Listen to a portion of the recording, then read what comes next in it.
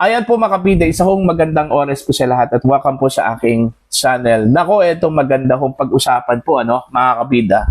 Dito ho natin masusubukan po ito hong si Ombudsman Boying Rimulya kung kaya ba niyang imbestigahan ito hong si Senator Mig Zubiri. Alright, kung saan po ay itinuro po mga kabida ni dating DPWH Secretary Manuel Bunuan na nagkaroon daw ng discretion patungkol ho sa budget na nakapaloob po mga kabida dyan po sa tinatawag ho nilang DPWH Leadership Fund, mga kabida. Mamaya, ipapaliwanag ko sa inyo anong ibig sabihin po ng DPWH Leadership Fund, mga kabida. In the meantime, okay, babasahin ko muna ito hong post ng Ang Balita ngayon, alright, and then magkaroon po tayo ng discussion dito, okay? Ano ba talaga itong leadership fund ng DPWH? Ito ba ay kahalintulad po dito sa sinasabi ho nila dati, na PDAF, mga kabida? Bakit si Senator Mig Zubiri, mga kabida, ang sinasabi ho ni Bunuan na may control dito, okay? Sa hatian, meaning distribution po ng pondo, mga kabida, na nakapaloob dito sa DPWH Leadership Fund. Alright? Eto. Zubiri, may discretion umano sa hati ng DPWH Leadership Fund ayon kay Bunuan. Alright?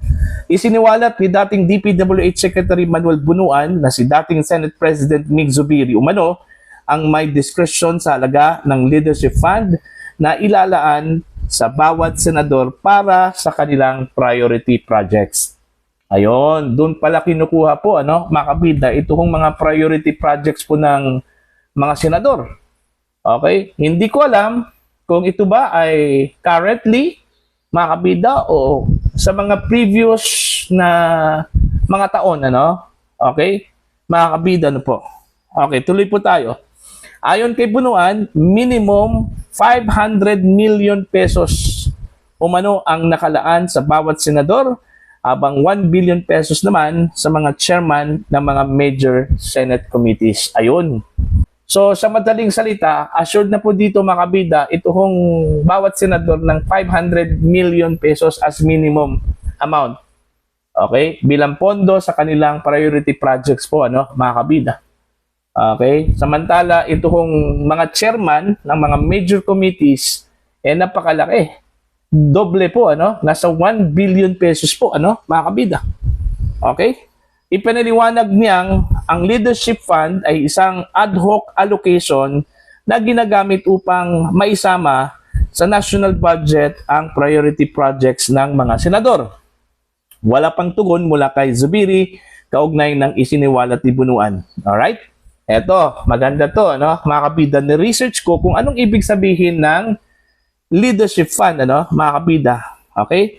Ang sabi po dito, alright, leadership fund means it is important to clarify that leadership fund is not the formal name of a congressional appropriations or a law-created fund like old PDAF. It is a term being used in the current controversy to describe a pool process involving DPWH infrastructure projects associated with lawmakers. Ayun. Ito pala yung mga pondo na ginagamit po ng DPWH sa mga infrastructure projects po, mga kabida, na nakakabit po sa mga lawmakers or mga mambabatas po, mga kabida.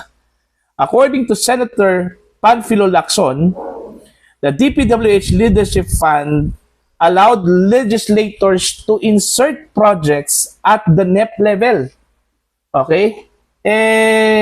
Kumbaga, ang leadership fund daw, mga kabida, ang siyang naging tulay, naging daan, para po makapag-insert itong mga mambabatas, mga kabida, ng kanilang proyekto dyan po sa NEP. Ano po itong NEP? Ang NEP po, mga kabida, ang ibig sabihin po dyan is National Expenditure Program, Isa po itong mekanismo kung saan po nakapaloob dito, mga kabida, itong mga proyekto at program ng gobyerno, na kailangan hong pondohan, okay, para ho sa susunod na taon, mga kabida. Alright? So, Ito pala ang naging tulay, ano, naging daan po, ano, ng mga mambabatas, mga kabida, ano po. Ito hong DPWH Leadership Program. Okay? At ngayon lang natin nalalaman po, ano, mga kabida, na ang may control pala dito, ano po, according to Secretary Bunuan, ay ito hong si Senator Mig Zubiri, ano po. Okay? Mantakin nyo, ha? Administration senator yan, ano, mga kabida. Okay? Kaya ba itong imbestigahan po, ano, ni Ombudsman Boying, ano po, mga kabida? Okay? Although, hindi naman po sinabi na ito po ay illegal, okay?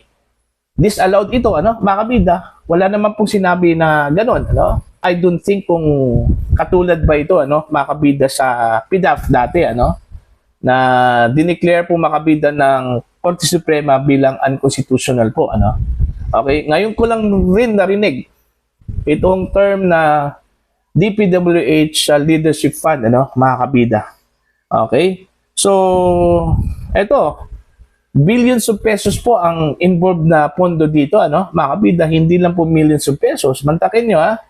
Okay? The minimum, mga kabida, is 500 million para ho sa mga senador. Ordinaryong mga senador yan. Okay? Mga kabida, samantalang yung chairman ng mga major committees dyan po sa Senado, nakakatanggap po ng 1 billion pesos po bilang allocation sa kanilang mga priority projects, ano, mga kabida. According to Secretary Bunuan, ano po. Okay?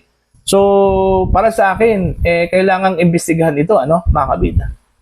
Kasi, sabi po ni Senator Ping Lacson, ang DPWH Leadership Fund ay isang ano to mekanismo para makapag-insert daw itong mga mambabatas, mga kabida, ng pondo diyan po sa National Expenditure Program, ano, mga kabida. So, hamon po ito kay Ombudsman Boying Rimulya. Kung kaya ba niyang imbestigahan ito, ano, mga kabida. Yung mga simpleng insertions nga, ano, mga kabida, big deal ho. Okay? Para ho kay Ombudsman Boying, ano, mga kabida, alright? O, sa ibang mga senador, like Senator Ping Lacson, big deal. O, bakit hindi ho nagsalita dito si Senator Ping? Yun pala, meron palang pinagkukunan po itong mga senador, ano, mga kabida. Tahimik lang po.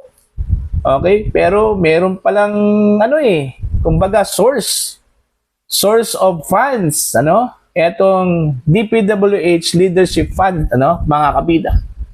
Okay? At shocking masyado, yung sinabi po ni Bunuan, ano, na ang may control pala dito, ito hong si Senator Mig Zubiri, ano po.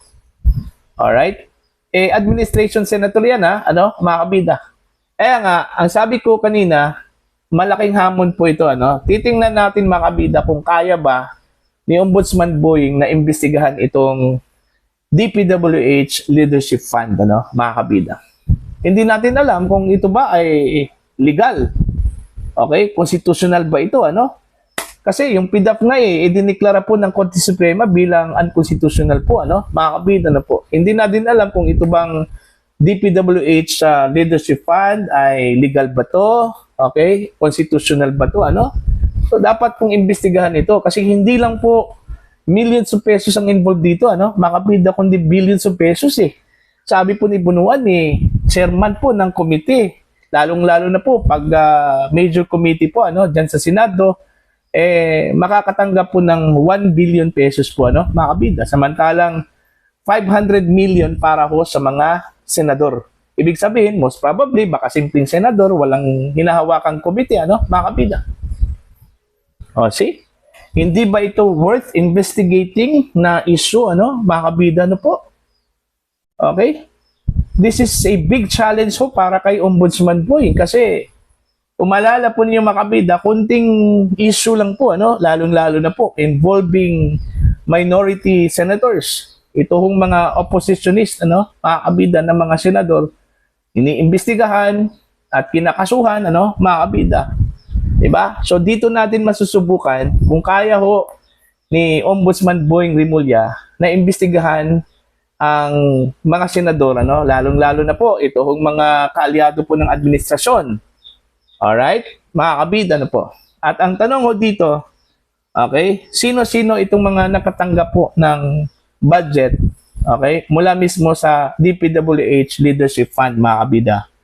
Okay? Na isiniwalat po ni Bunuan, ano?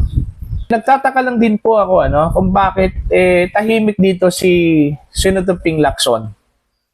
Alam naman po natin, mabunganga itong si Senator Ping, ano, pagdating ho sa mga insertions, okay, hindi lang po ng mga senador, kundi sa mga kongresista po, ano, mga kabida. Okay, pumapalag yan pagdating ho sa mga insertions, ano, mga kabida. Kasi I know, Senator Ping Lacson, walang insertion yan, ano, mga kabida. Hindi nga siya tumatanggap ng pork barrel, ano? Okay, yung insertion pa. Okay? Now, nagtataka lang po ako bakit tahimik ko siya dito. Bakit hindi ho niya ibinulgar niya ito, ano, mga kabida? Hindi naman po ako naniniwala, ano, mga kabida, na wala siyang alam patungkol ho sa DPWH Leadership Fund. Siya nga nagsabi dito According to Senator Panfilo Lacson, the DPWH Leadership Fund allowed legislators to insert projects at the NEP level. Bakit hindi po niya isiniwalat to, ano, mga kabida? Bakit hindi po niya binulgar to? Okay? Dahil ba ang mga involved dito, karamihan po siguro mga administration senators, ano, mga kabida. At lalong-lalo na po, ang involved dito, according to Bunuan, mismo, dati hong Senate President at saka kilalang kalyado po ng administrasyon, ano, mga kabida, ito hong si Senator Mig Zubiri. Okay? Para sa akin, magandang imbestigahan to, ano, mga kabida, kung bakit merong ganito itong mga senador. Bakit nilalaanan po ng napakalaking budget, mga kabida, ito hong mga senador na ito. Alright? So, that's it, ano, mga kabida. What do you think? Anong tingin ho ninyo dito? Okay, may nasisense ba kayo na something fishy, ano, dito? Mga kabida, ano po? Na kailangan hong imbestigahan po ni Ombudsman Boying Rimulya, no? So, inahamon po natin ito kung si Ombudsman Boying, ano, mga kabida. Imbestigahan po niya ito. Okay? Ano itong DPWH Leadership Fund? Okay? Ano po ang significance dito, ano, mga kabida, sa budget po natin? Allowed ba ito ng ating mga existing laws, ano, mga kabida? And even our constitution, ano? Alright? Please comment down, mga kabida. Sa mga hindi pa po subscribe po sa akin channel, please subscribe. Just click the subscribe button, click the notification bell, click all para updated po kayo, mga kabida, sa aking mga uploads. Maraming salamat po sa inyong lahat.